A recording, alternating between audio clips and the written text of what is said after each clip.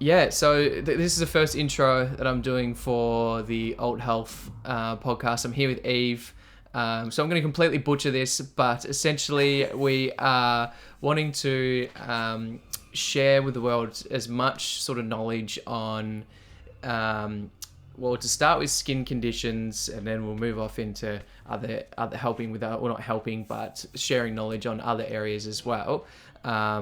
And all of the sort of side effects that come with sort of skin conditions, such as sort of like we all get confidence issues and have anxiety, and then also a lot of us struggle with sleep. So we've actually locked in a sleep expert to come on soon, so we're very excited about chatting with them, because I mean I'm struggling to sleep at the moment. I mean, actually last night I had a good sleep.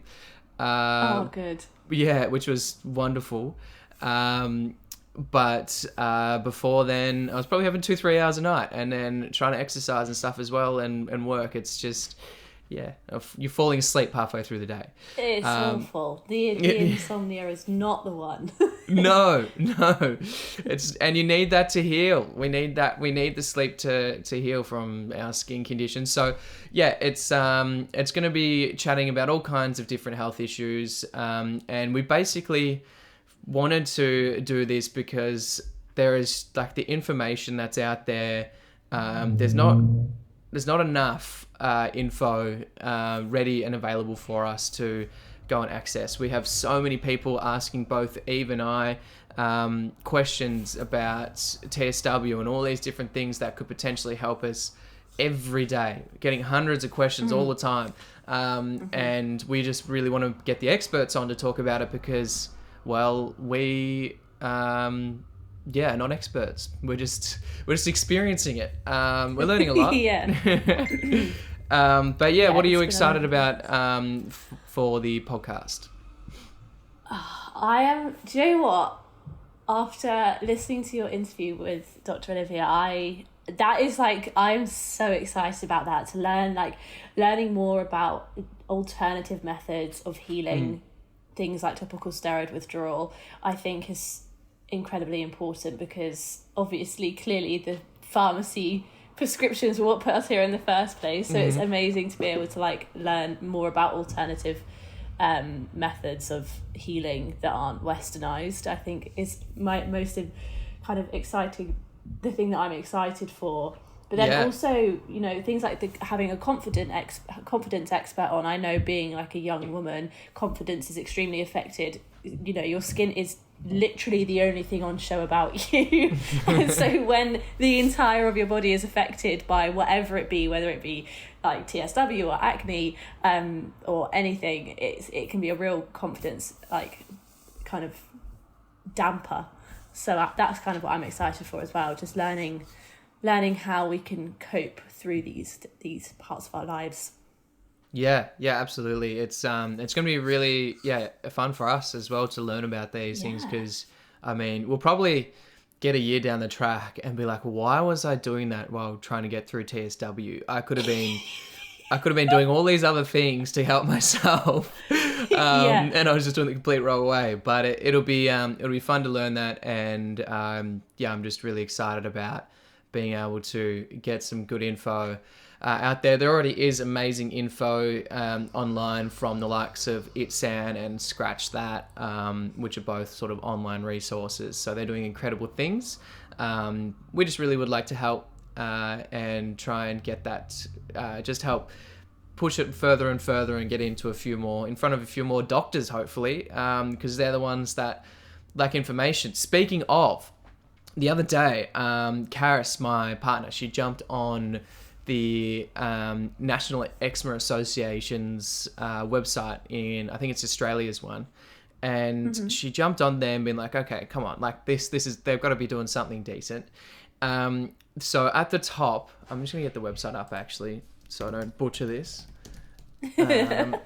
So yeah, across the top, let's have a look at Australia. Here we go. National, I think it's eczema.org.au. Okay. and there's a tab at the top called Managing Eczema. I feel like that's probably, if you're looking at this website, it's very busy. If you're looking at it, you're probably like, okay, I'm going to go to Managing Eczema. And then she clicked on downloadables, and I think it's a eczema care plan. So just bringing that up. And so on there, it's there's not a single like warning on this eczema care plan. It looks like something that you would give to your like your doctor would download and give to someone. It's got like a name, a date, and it's talking about topical steroids. It says topical steroid medications are the first line therapy to treat atopic eczema and have been widely used for more than 50 years. They can reduce the inflammation of skin, making it less red, itchy, and sore, and are an aid preventing and infection. And are an aid in preventing an infection which can be caused by scratching. Topical steroids work best if applied before other moisturizers. However, if you prefer, you can apply moisturizer first. Use on all eczema that is red and itchy, not just the worst bits. Stop when the skin is not red and itchy. Start again if your eczema returns. And then it just says on dark skin, eczema may look dark and rough, not red. Not a single thing on there about only use it for like 7 days, which is what I think the National Eczema Association in the UK says. 2 weeks, yeah. 2 weeks. I mean, that's better than what this says. It just says there's no warning, like just keep applying and applying and applying. I mean, for someone like us who has red skin or had red skin all the time, before we started our withdrawal, like proper withdrawal where we cut all the steroids out, we would have just had red eczema all the time. Like it's so frustrating. It's infuriating, and the fact that they won't acknowledge it. Yeah. Even in the slightest. It's in Australia. I mean, in the UK, I feel like we're coming on leaps and bounds. Well, it's amazing. No, okay, we're taking small steps. we're not leaping and bounding. We're like tiptoeing. Compared to us, you're crossing the continent with each step. Like compared to Australia, you're making huge steps. I think there's enough of us here that we're just causing a real stink, forcing them to acknowledge us. But yeah, no, that's terrible, because with TSW, topical steroids, literally one of the main symptoms is the red flush skin. How are you supposed to ever distinguish that if the national or your eczema society is saying that that's one of the symptoms of eczema too? Like there's no... Yeah, exactly. Like there's no... Yeah, and then they say at the bottom, oral antibiotics or steroid medications may sometimes be needed to control infection in eczema that is not clearing up, even after topical steroid use. So they're like, oh, well, if it's not working, we'll just give you highly addictive prednisolone, or highly depending, whatever the word is, on your body, prednisolone. It's just like, oh, come on. And in all fairness, on their website, right down the bottom, after all of their other information, which is just it's crazy how much info is on here. There's a little blog here called Red Skin Syndrome is Not Eczema. That's right down the bottom. So there's no way anyone's going to see this if they're coming on here for issues. Like they talk about Dupixent and all kinds of other things, extra triggers, whatever, all over here. But they talk about steroids and emollients, all kinds of different things way before they talk about any TSW related stuff. So I don't know, pissed off. But anyway, that's a little rant. Now this interview is meant to be about interviewing Eve and finding out all about her sort of skin journey. And she'll hopefully give us a little bit of advice as well about what sort of helped her along the way as well. So just to start with, there's a question that you get. It's a burning, annoying question that you get all of the time.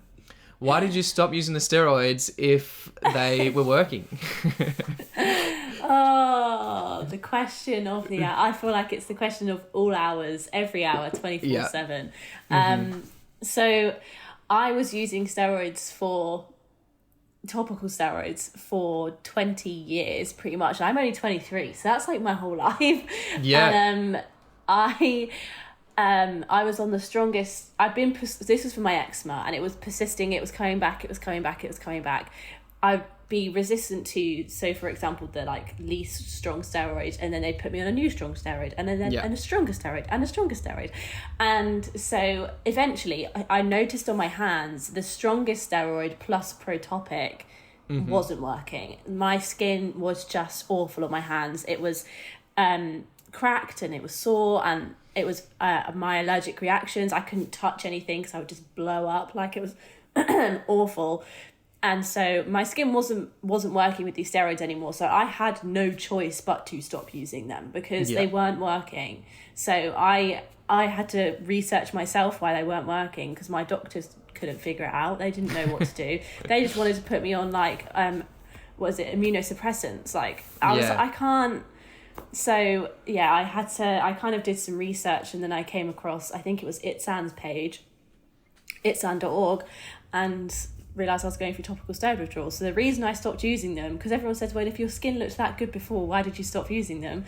My skin only looked that good for like 1 day a week. The rest of the days, it was just horrific. I was constantly flaring all the time.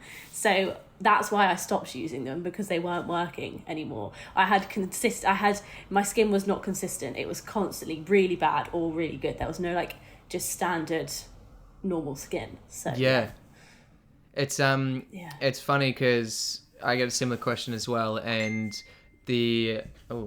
sorry about this. I'll put that.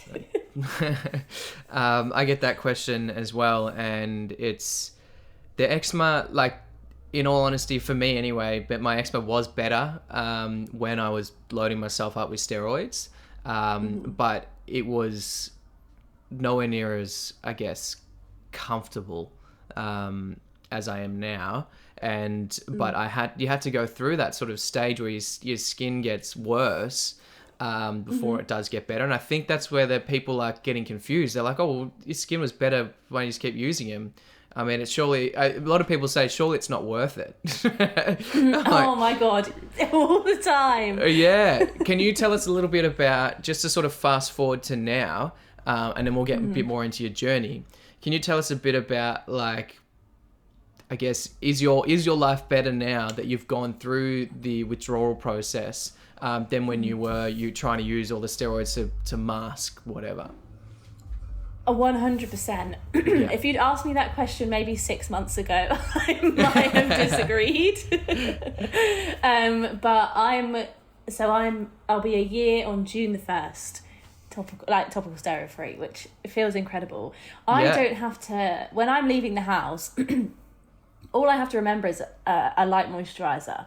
Like, and that's like to sleep over at someone's house. Whereas before it would be like all of my emollients, all of my different moisturizers, like Aquaphor, Sudocreme, bandages, like everything that you could possibly imagine, I would be putting in my bag. And then plus all the steroids that I was using. So all of my antihistamines, my topical steroids. If I left the house without a topical steroid and I stayed at someone else's house for more than a night, I would have a meltdown. Like, I was so dependent on these creams that if I didn't have them, I knew my skin was going to go insane. Whereas even 6 months into withdrawal, where I was crusty and red and peeling off and just felt awful, I at least knew that if I went and stayed at someone else's house, my skin was going to be the same. Still going to be red, crusty and horrible. Whereas, like, it was a consistent state of bad.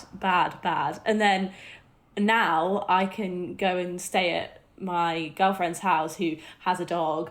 You know, I'm super allergic to dogs, and it's different dust, which, how crazy is it that you can just react to different dust? But it's anyway, wild. Yeah. So I mean, I can go there and I know that even though my skin still looks a bit bad, it's not going to look any worse in the morning because I've forgotten my steroids. Do you know what I mean? So that is, I would say my quality of life is 100 times better than it was when I was using the topical steroids, even if my skin doesn't look as good as it did right now. But it will. So Yeah, it's only going to get better and better. That's one thing that I think we've learned is that you may have these little second flares and stuff here and there, but it just sort of, as time goes on, just gets better and better, which is amazing. It's great to look back at a photo from a month ago or a couple of weeks ago, and you're just like, wow, I actually have improved, even though you're looking at yourself and you're like, I don't think anything's changed. I'm getting pissed off. Yeah. Yeah. It's because you see yourself in the mirror every time. You look at yourself all the time. So, and you're constantly like, I know that I am like constantly looking at my hands like all the time. Like my hands are the worst part of me still. And I'm constantly looking at it. I think, oh, they're never getting better. Then I look back at a picture that I took like 3 months ago where they are just, oh, they look so bad. And I'm like, no, they are getting better, Eve. It's fine. Would you be able to just give us like a brief sort of overview? I think you sort of have already, but like a brief overview of your sort of journey from starting with steroids, younger life as a kid, like how you went through and how you battled eczema, and like did you have eczema all over your face, and did you get and have any issues with teasing or anything like that at school, and then moved into sort of a TSWs, like going through like the actual withdrawal process? Sure. So I'll try and keep it short because I know that I can talk about myself a lot. I'm very self-centered. No, I'm joking. I just love talking.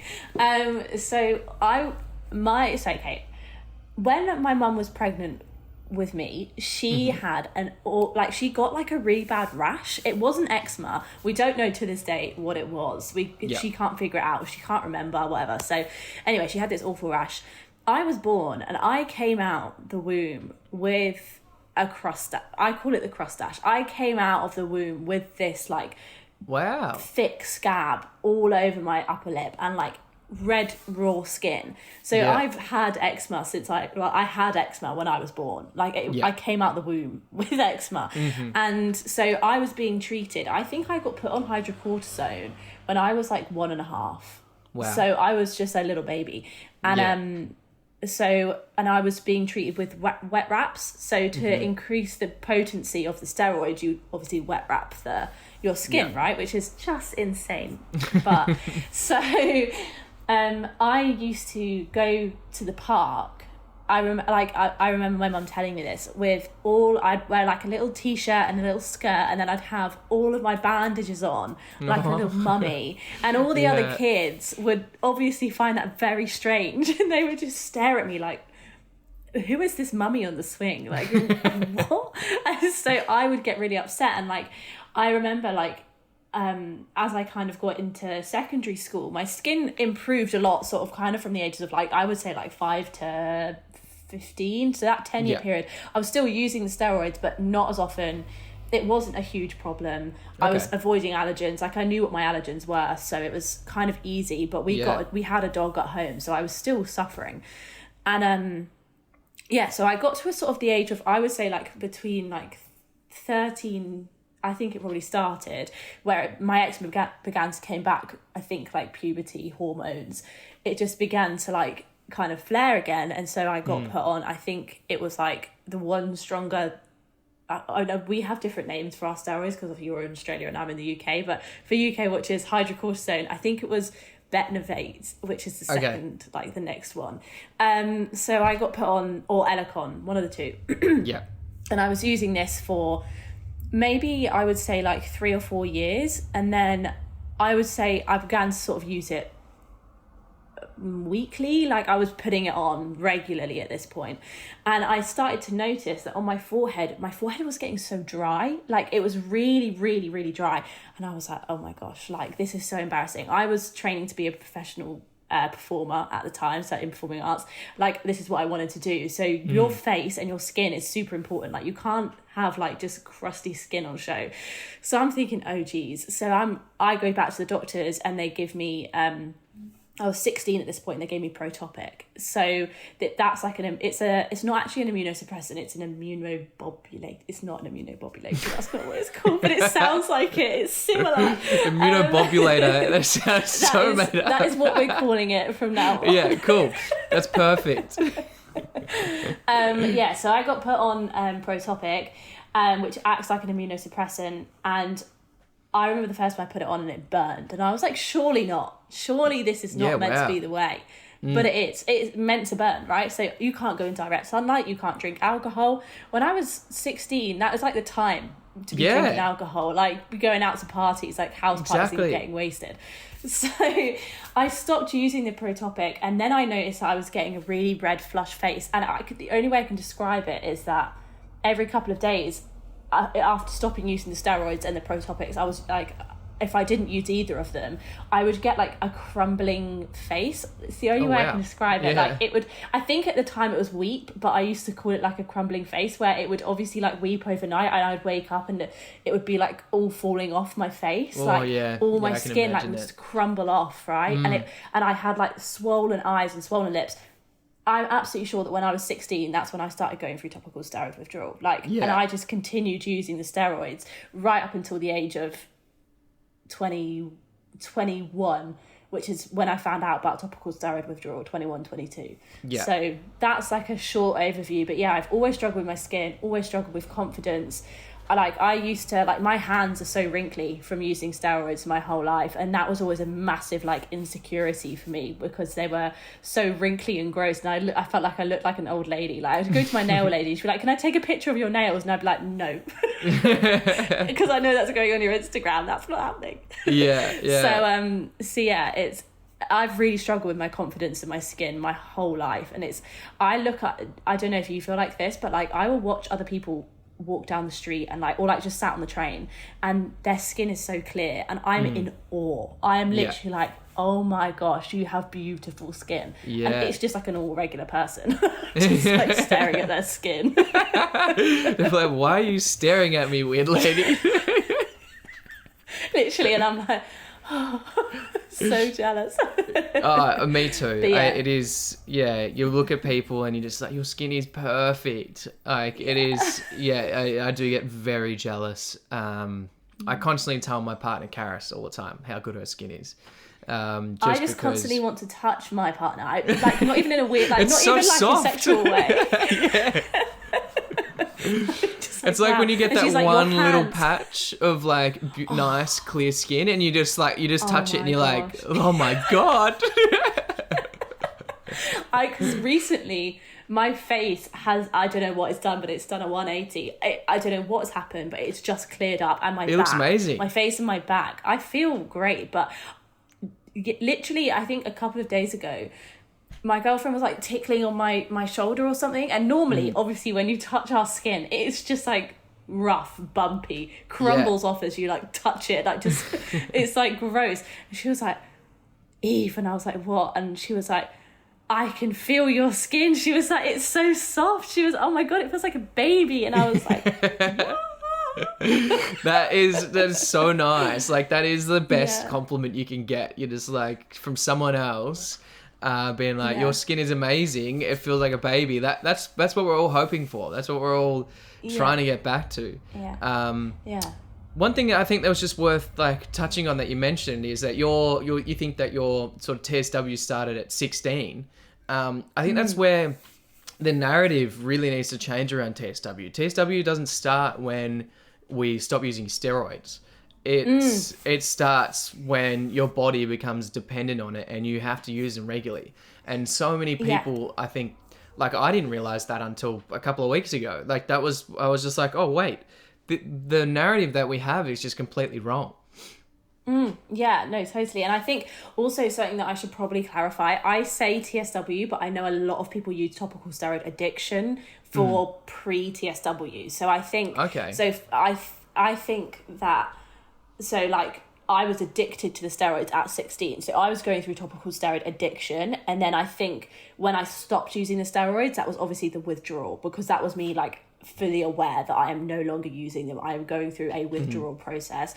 I think the addiction was seeing the side effects of what the topical steroids were doing to my skin. So I was addicted by the age of 16, maybe even earlier, I don't know, but that's like the pinpoint. I can remember going to work one day, waking up, and I would put makeup over my skin. Like, I would literally put makeup over my raw skin because it was so terrible. And that was definitely, I remember one distinct day waking up and my skin was horrific. My eyes were bulging out my head, like the swelling. So that's like definitely, I think something that needs to be acknowledged is that you don't just start withdrawing randomly one day because you decide that your skin's addicted. No, you don't. It's years of addiction, and because no one, sorry, that was a really loud car. I live right on the high street. I've got single glazed windows. It's really not great in here, but for sleep that'll be hard. So I have earplugs. I'm nice. But it is I think it's something that we need to chat about more and more, because and try and change the narrative around it, because you really do start your withdrawal at a younger, not a younger age. Well, you do, but you start it a lot earlier on than when you're cutting out all those steroids. For sure.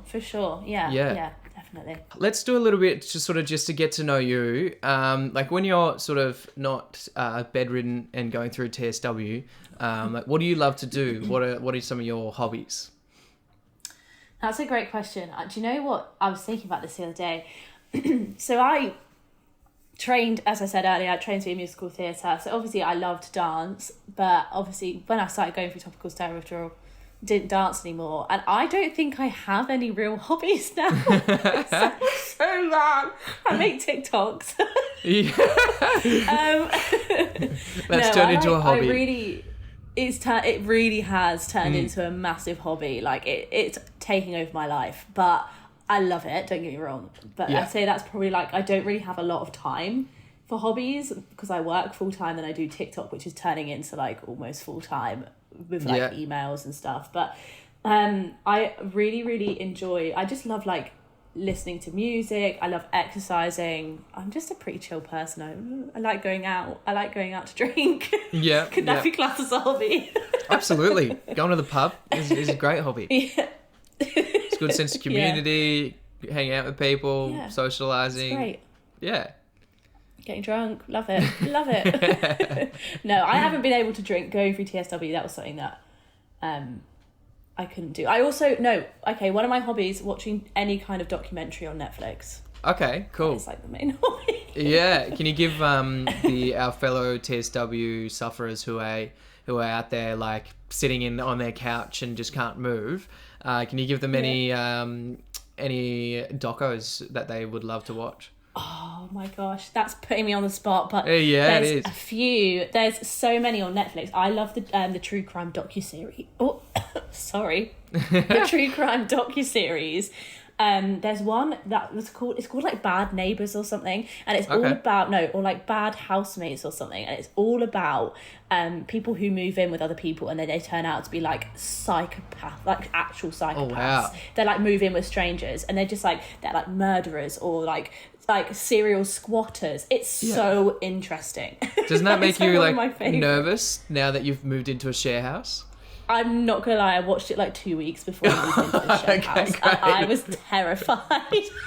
terrified. Luckily, they're very normal people, so it's fine. Yeah, cool. But I was absolutely terrified moving in because I was like, that's it, I'm gonna die. I'm just gonna be murdered by my own housemate. But no, I love anything like that. Or there's I watched a really, really good documentary the other day about David Attenborough's coming out with a new one about is he? About dinosaurs.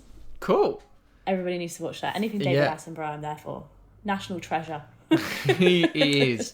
He really is. He's a world treasure. I think everyone would try and claim him to be part of their country, but he's British. Awesome. He is. He's definitely British.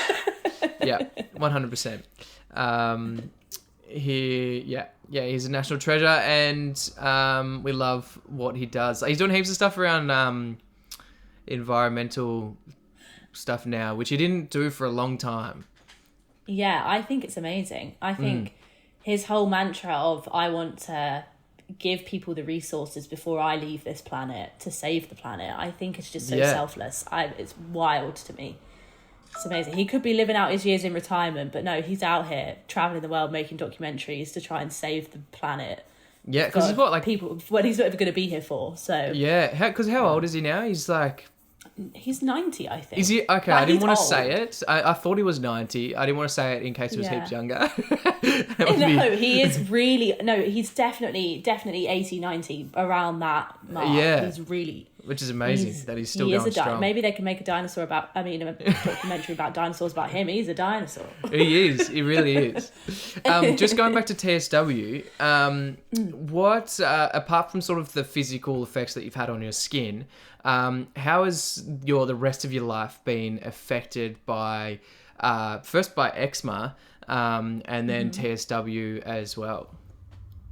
Yeah, sure. So I think eczema, just the confinement of it, I feel like is just the worst. Like you can't so if you've got certain allergens, which 99% of people with eczema do, like they have certain triggers, like food triggers. Luckily I don't suffer with food, but environmental triggers are a big one for me. And so I couldn't stay at anyone else's house. Like I couldn't even, I couldn't go to sleepovers with my friends when they were all going for sleepovers, because I would be scared that my skin would flare up, or it was going on holiday was always a nightmare because I was terrified that my skin was going to flare up. So it's a very kind of lonely experience because you're constantly in fear that you're gonna flare. So it's really scary and not very nice.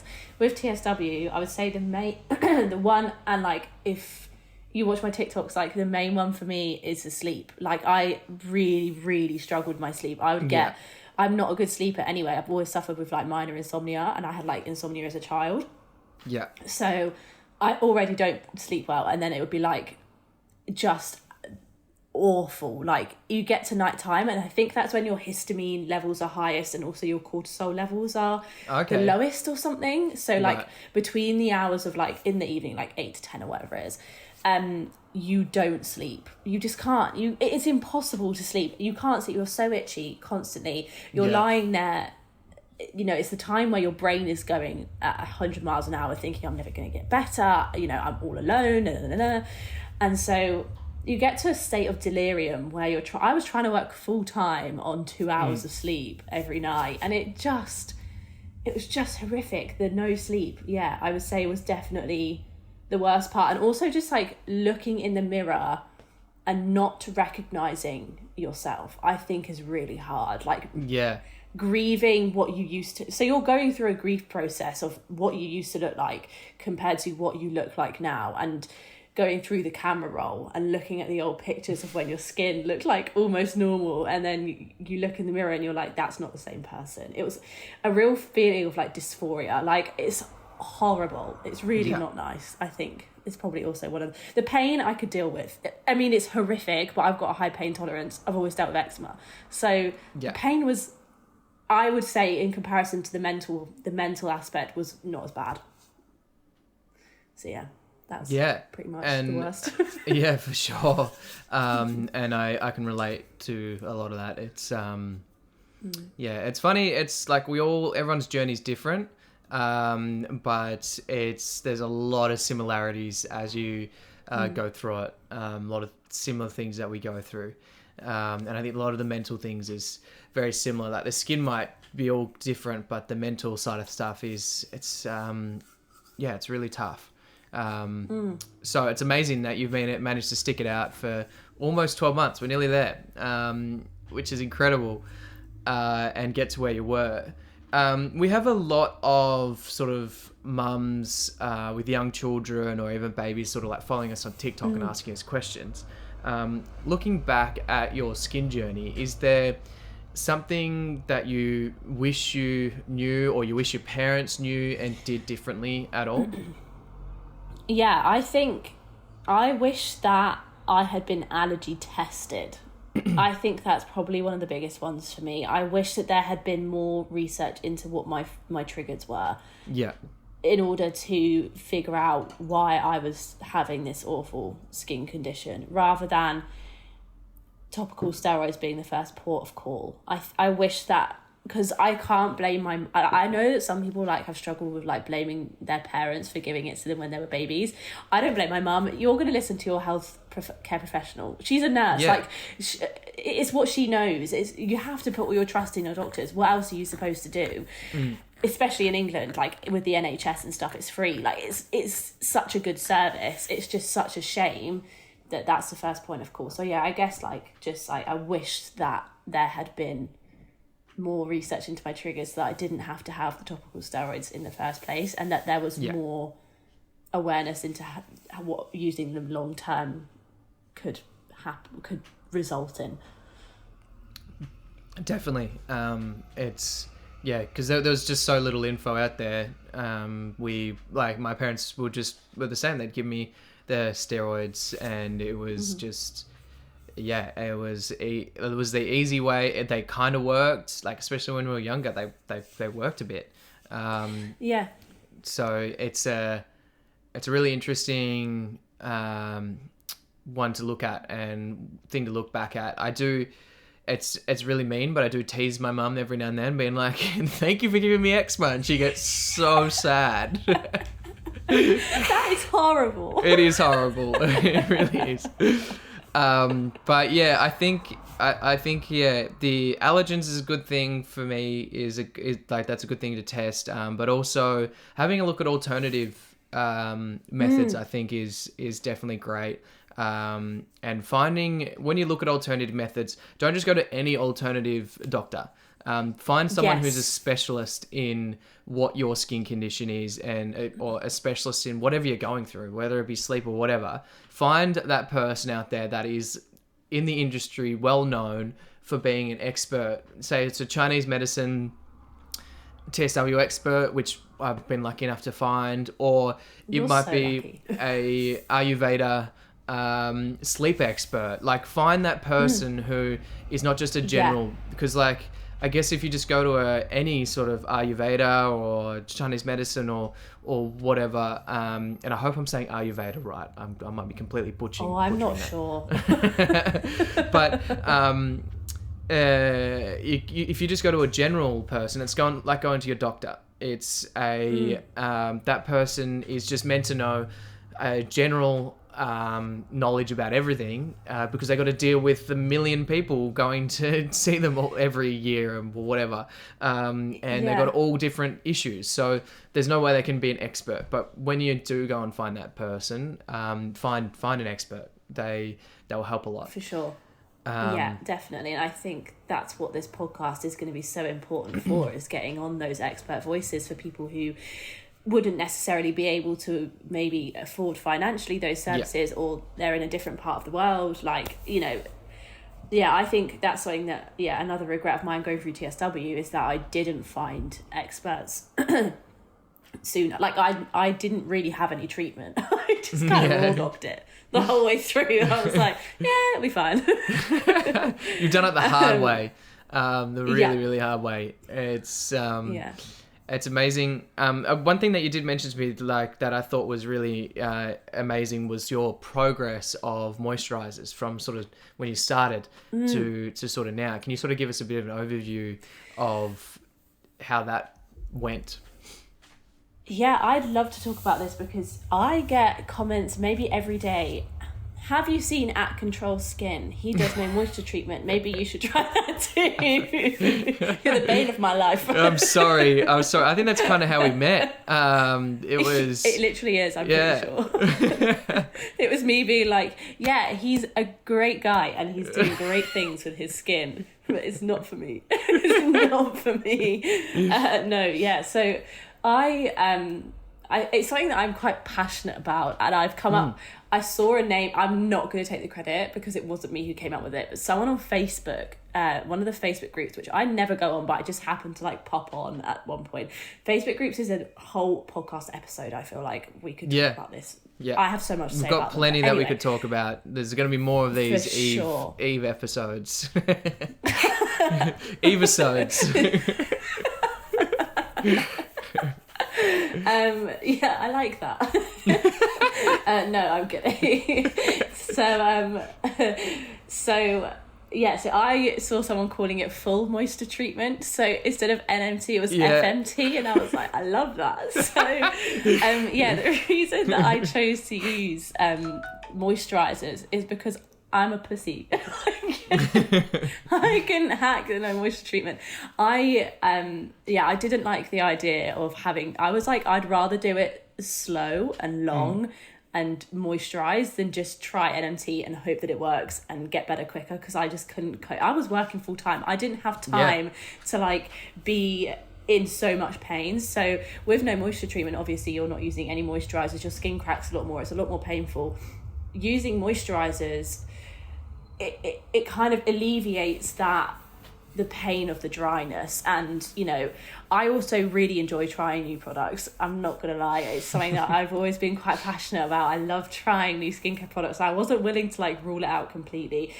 I must emphasize that moisturizers, there is no moisturizer on this planet that is going to heal you from topical steroid withdrawal. It just helps with the process personally. So that's why I decided to use the moisturizers in the first place. And what I decided to do was, when I got to a point where I felt like, okay, I'm 7 months in, I think it was, I was like, I'm seeing improvement. You do heal using moisturizers, as in you will heal the same as someone else who isn't using moisturizers. It might be a bit slower. But I was like, okay, well, I'm sick of putting on 6 layers of moisturizer every single day and covering myself. What I'm going to do is I'm going to try and wean myself off the moisturizers. So as my skin was getting better, obviously naturally you aren't going to need as many moisturizers because you're not cracking as much, your skin isn't as red, it's not as dry.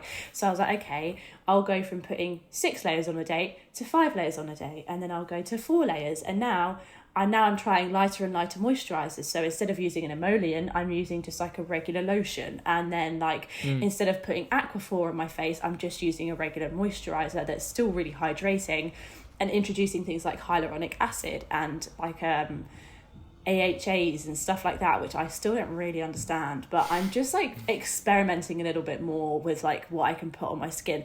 And I've noticed that my skin can tolerate so much more than it could even with using the topical steroids. Like I can now put on, if I wanted to, I don't, but if I wanted to, I could probably put fragrance product on my face. Wow. Because it's like the most healed part of me. Yeah. So yeah, I'm down now to using like really light moisturizers, and I haven't really seen anyone else do that or like talk about it, but like that is kind of where I'm at now, is that I've moisturized the whole way through, and now I'm able to only use it like a regular human being would, pretty much, just like out the shower. So yeah, sorry, motorbike. We might not even hear it on the recording. Hopefully. I hope not. If not, it gives us an idea for those people listening of where Eve is sitting. So background noise, it sets the scene.